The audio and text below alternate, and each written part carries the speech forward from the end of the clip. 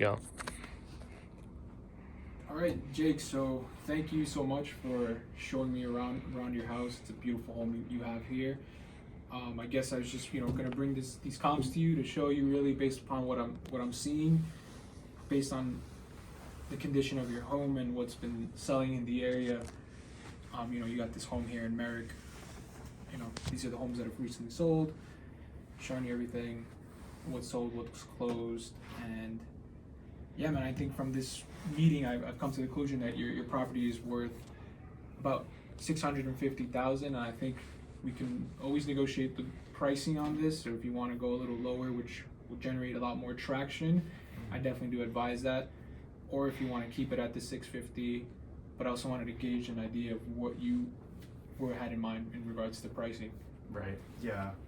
So I know the value of my property and all the time and money and things we've spent on it. So I definitely think the 650 is lower than what I had thought or what I had seen. So definitely, if you had any more context on that, I Yeah. know that number. Yeah. So I mean, the comps, but yeah, no, Jake, 100%. And is there any major renovations you may have done on the property recently that would maybe justify a higher value that you believe? do you want me to cater it to like specifically what your property is, or just? Yeah, it's just anything. Yeah, anything that you've done, renovations. I know the kitchen looks like you probably recently redid that. Yeah, the kitchen. I mean, I just feel like there's really nothing that is really glaring that needs to be done for anyone that comes in here. So I just feel like the 650 might be a little low. Okay, right, of course. Yeah, no, that's completely understandable. And based upon the comparables that I'm looking at here, I mean, for your, lot size is about 40 by 100. Everything that I'm seeing here, especially what's active right now, it's definitely within the 625 to 650. What's sold also is a little lower than the 650, so that's kind of where just pulling everything off from the last 6 months. I like to go off the last 6 months because I think that's the most up to the recent data. If we go back, a year, it's going to be significantly lower as prices tend to increase over time.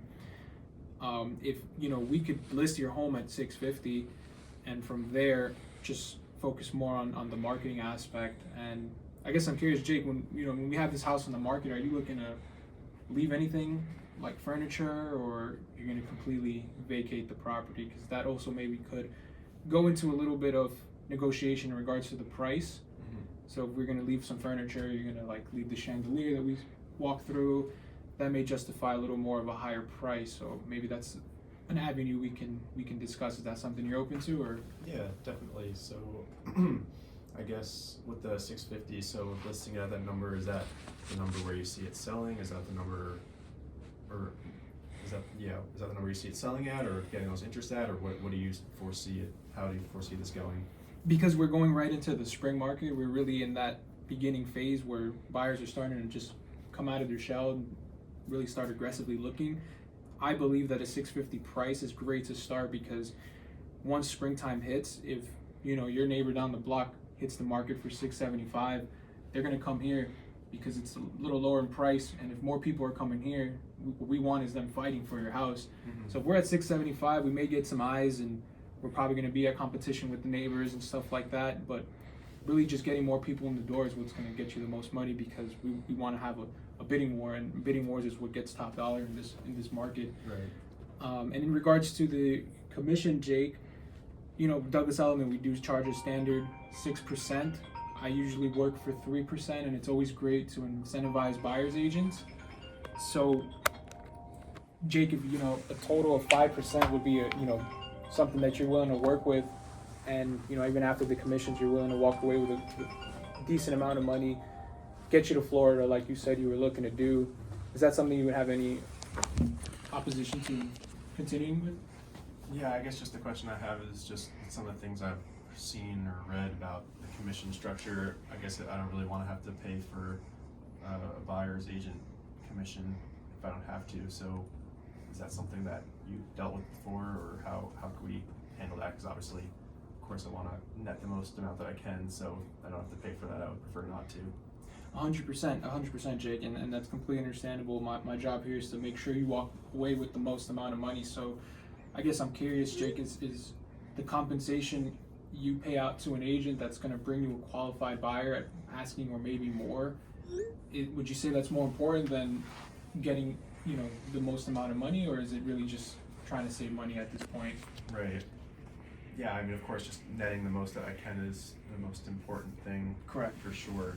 So, but I guess just like I said, just like from what I've read, just it's like if I can avoid it, I would prefer to, but Yeah. while netting the most that I can. So, Jake, yeah, that's a completely understandable topic, and you know, when you really think about these situations, from my experience of working on both sides of the spectrum, you know, working with buyers and also representing sellers like yourself, what we've come to find is a lot of these buyers that are looking for properties, they're barely kind of making up their down payment, especially a first-time home buyer. They're utilizing all the programs they can.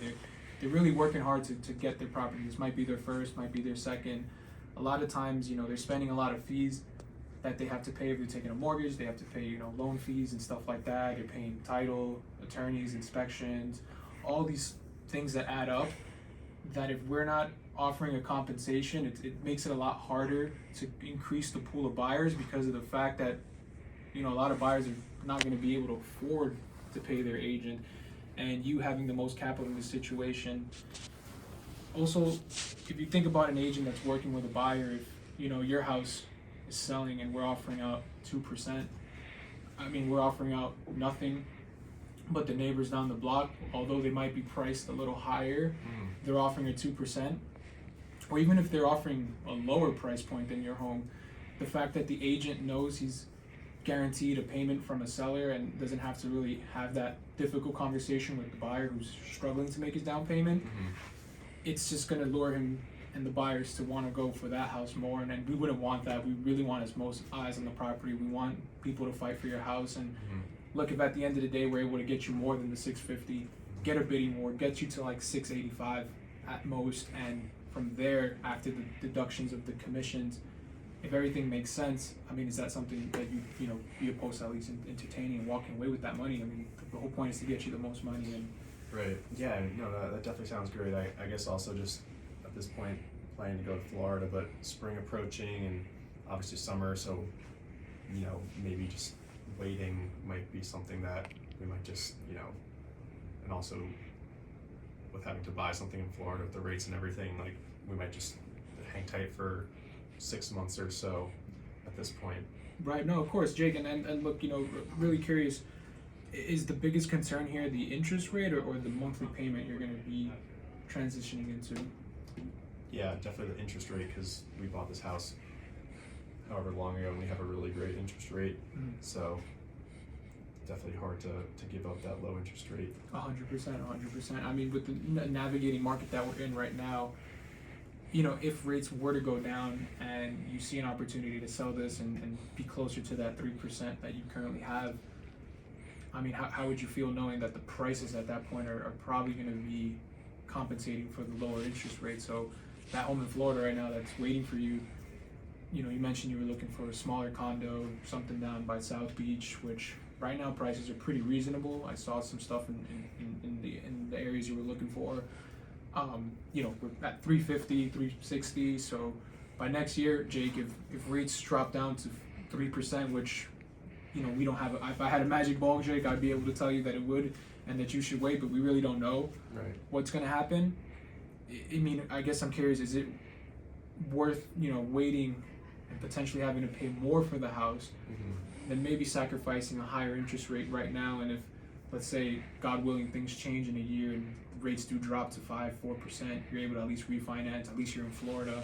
Your wife's happy. I know you mentioned your wife has been, you know, longing to go down there. You guys are tired of New York, tired of the cold. So, Jake, I think we really should just see what we can get now, especially with the market being so hot.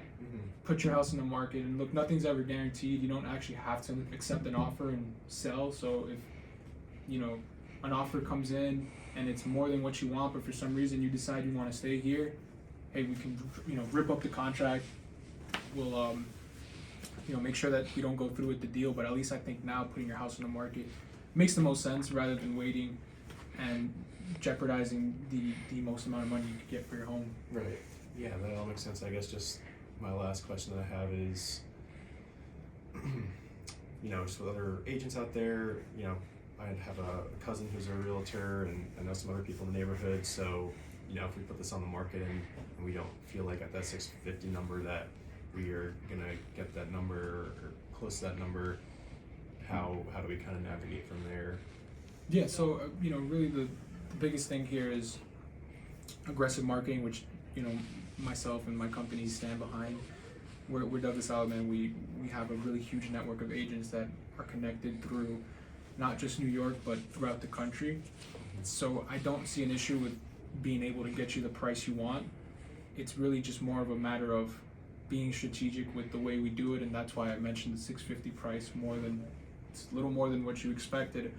But it's really going to be what drives the price higher. Because the last thing we want to do, Jake, is overprice your home, put it at 690, have it sit on the market for a couple months. Then we have to do price reductions. Then It's been 3 months. People are looking at your house. They don't know what's going on. They're wondering why we're reducing the price. Why isn't it on the market for 3 months? And you know, if you're looking for a home, would you want to go to a home that you know has been sitting there for 150 days, or would you feel more inclined to go with the property that just hit the market? Right. Yeah. So I think really to answer your question, I mean, I'm confident, I'm 100% confident we're going to get you that offer, Jake. And if down the line, I mean, you mentioned you have people in the business that, you know, cousins and friends that are local. I think it's going to be great that we have these resources, because now we can collaborate. Hey, I can maybe get a buyer from your cousin, and I'm really going to be focusing on doing all the legwork, putting the marketing, getting videos done, doing open houses. I mean, every agent's going to tell you that they're going to do this, but it's really the caliber of what I do. I'm also backed by a big community of real estate agents throughout the nation. And from time to time, we get people from California, Florida, Georgia looking to move down to New York, and that's just going to open up another pool of buyers. So if you're worried about getting the offers and getting the buyers, I definitely wouldn't be, because you're backed by somebody who has a lot of connections in the industry.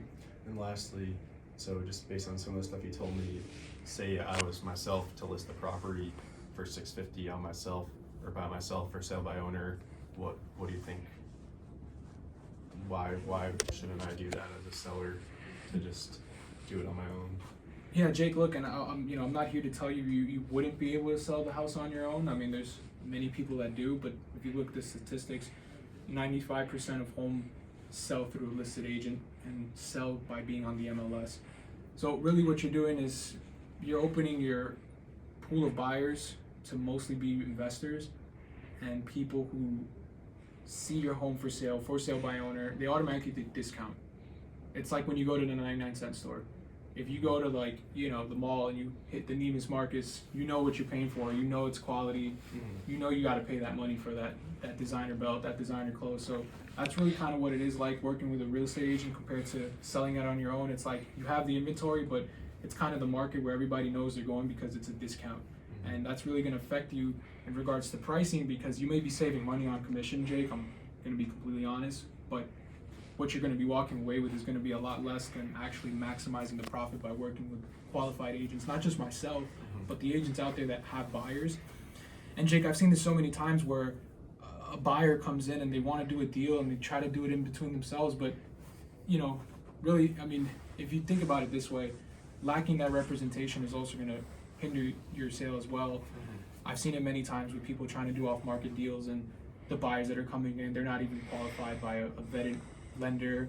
Their attorneys don't even do real estate. It just becomes a whole mess. And if you wait 4, 5, 6 months for these off-market deals with a direct buyer to happen, that's money you're missing out on, because not only are you missing out on maximizing your profit, but the monthly cost that you have to maintain your house. I mean, you told me your taxes, you know, cost you about a couple thousand.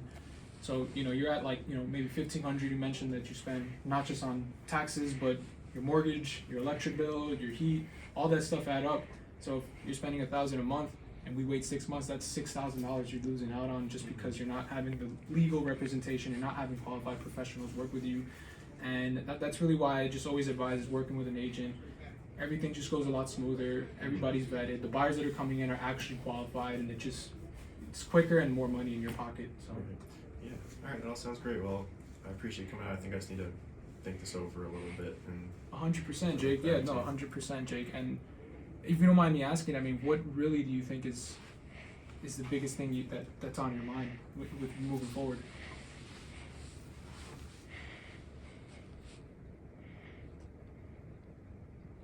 I guess it still comes back to the interest rate thing, just moving on from that. So Right, of course. So Yeah. I know, Jake, and you did mention that your wife was big on this decision, Jake. Ideally, you mentioned moving into Florida by June or July. That's what you mentioned to me earlier. Jake, if the interest rate wasn't an issue, and you know that you could be in Florida by June, and it wasn't an issue just because of the interest rate, I mean, would you say that that'd be something that you'd be happy to just move forward with and say, hey, I'm gonna sell my place and get out to Florida? Yeah, definitely. Okay, that's interesting. So, Jake, I mean, I work with a lot of lenders that can help you get competitive rates, and we can do the best we can to get you the lowest monthly payment possible. Because really, when you say that your biggest concern is the interest rate, it really comes down to the monthly payment that you're paying. I mean, the amount of interest that you're going to be owing at the end, right? But if you know that you're going to be able to maximize the profit here and move into something that's a lot less than what you're, paying now, I mean, do we even have the option of maybe buying your house cash? I mean, you're probably going to make close to 680, and what you're looking for is around the threes. Maybe we could go into the whole deal and get it full cash, and that way your monthly, your interest rate doesn't even have to be an issue. So, Jake, I would love to just get the process started. I would hate to have to come back here and have you lose time that you're going to be able to get the most amount of money. Right now, like I said, we're going into the busiest time of the year. Jake, it would really be a disservice for me to just walk out of here without at least shaking your hand, getting something on paper, and just testing the market out. Look, like I said, nothing's obligated. We can work together for 6 months, and if at any point you tell me, Javier, I don't want to go through with this anymore, I will personally come back and rip up the contract. So, Jake, is there anything else that you would say that is holding you back from getting you and your wife to Florida, like that you know that that she wants to do? Right. No, that all sounds great. All right. Yeah. Gonna close the That deal, was hard shake as his fuck, hand. bro. Yeah, that's good. All right, perfect. Oh, yeah.